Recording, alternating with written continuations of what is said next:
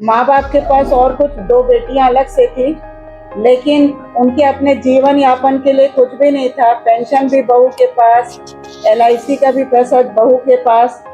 प्रधान पाठिका ने अपने स्कूल के लेक्चरर के खिलाफ लैंगिक शोषण का शिकायत किया था और उस स्कूल की जो महिला प्राचार्य थी उसने उनका आवेदन फाड़ दिया, ऐसी उसकी शिकायत थी।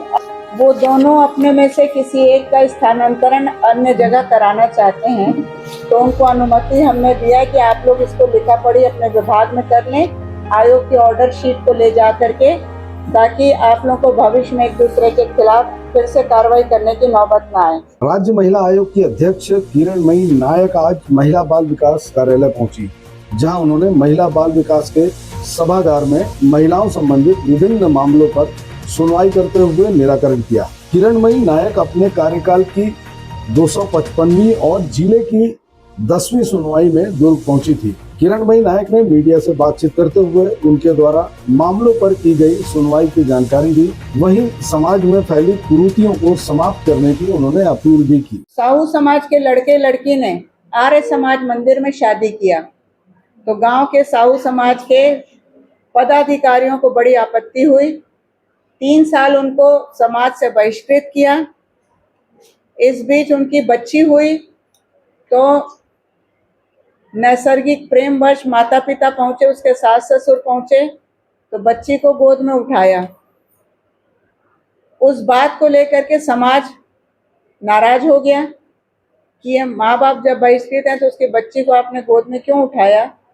तो उनके ऊपर भी दंड लगा दिया, 7,500 दादा दादी पर और शादीशुदा जोड़े पर 51,500 का। और आज यहाँ पे पूरी पलटन आई थी, पूरे समाज के 10-12 जो पदाधिकारी थे सब आए थे। सबसे पूछा गया तो उनके अध्यक्ष ने कहा कि वो ऐसा सामाजिक प्रतिबंध वापस लेने के लिए तैयार हैं। तो हम ऐसे प्रकरण को उनके मौखिक निर्देश कबूलनामे पर नहीं करते कंप्लीट, तो हमने यहाँ पर प्रोटेक्शन ऑफिसर के साथ 2 सदस्यों की एक टीम बना दी है।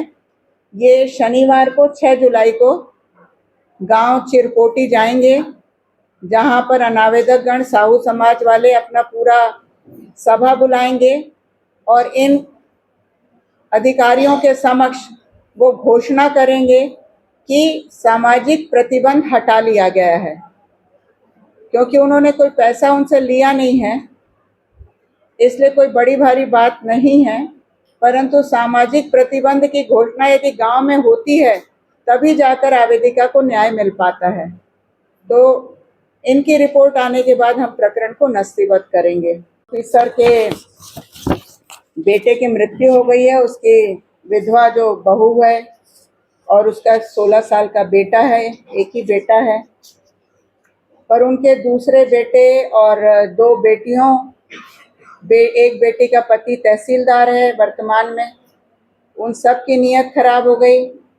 तो अब वो बहू को घर से निकाल चुके हैं और बहू के नाम पर जो संपत्ति दर्ज है वो मकान भी उसको देने में आनाकानी कर रहे हैं। तो आज हमने तो अंतिम निर्णय लगभग ले ही लिया था कि सबके खिलाफ जाकर के 498A के तहत रिपोर्ट दर्ज कराए बहू, पर बाद में बहू ने कहा कि उनको एक मौका देना चाहिए, यदि वो काउंसलिंग की पहल करते हैं तो 30 जुलाई के लिए यह केस फिर रायपुर ट्रांसफर किया गया है।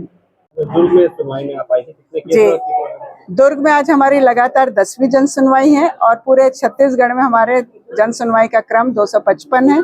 आज हम यहाँ पर 41 मामलों को लेकर के आए थे और लगभग 31 केसेस की सुनवाई हो चुकी है, 10 मामलों की सुनवाई अभी बची है।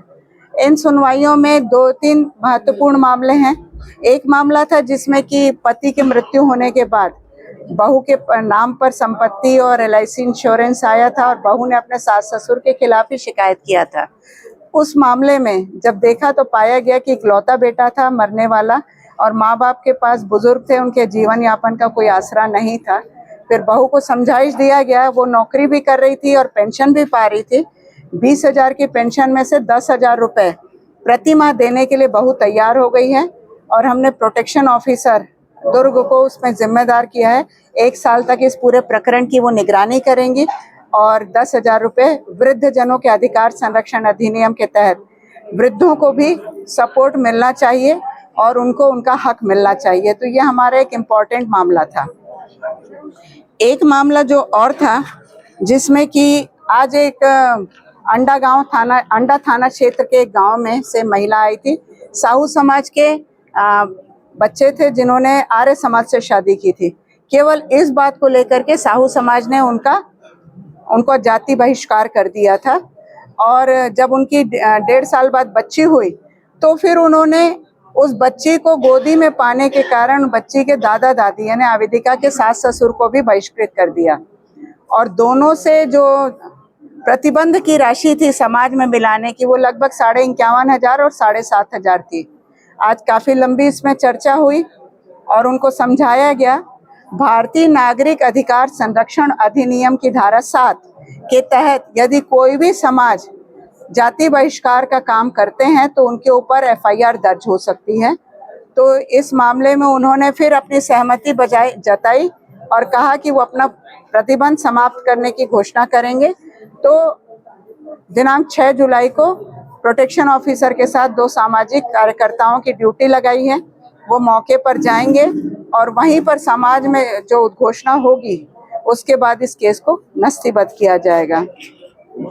एक तीसरा मामला भी और था जिसमें कि फिर पति की मृत्यु के बाद बहू के नाम पर जब संपत्ति चढ़ी, मकान चढ़ा, तो उस मकान से सास ससुर और दोनों नंदों ने और जेठ ने बहू को घर से निकाल दिया। उसका 16-17 साल का एक बेटा है। अभी समझाइश में भी वो लोग तैयार नहीं है क्योंकि एक नंदोई उसके तहसीलदार के पद पर पदस्थ हैं, तो उसका डर भय दिखा करके उसको संपत्ति में हिस्सा से बेदखल करना चाह रहे हैं। तो आज हमने ऑर्डर शीट किया है कि अगली सुनवाई में तहसीलदार को थाना सरायपाली TI स्वयं लेकर उपस्थित होंगे, क्योंकि यदि एक जिम्मेदार अधिकारी नोटिस मिलने के बाद नहीं आता है तो ये बहुत ही गंभीर विषय होता है। और यदि दोनों पक्ष चाहते हैं सुलहनामा तो इस मध्य वो कर सकते हैं, अन्यथा 30 जुलाई को प्रकरण रायपुर सुनवाई के लिए लिया जाएगा। तहसीलदार कहाँ की पदस्थ हैं? और सरायपाली में पदस्थ हैं। जैसे साहू समाज को लेकर और भी समाज से आती है इस प्रकार की बातें, क्या संदेश देना चाहिए? देखिए, यहाँ तो उन्होंने प्रतिबंध राशि ली नहीं थी।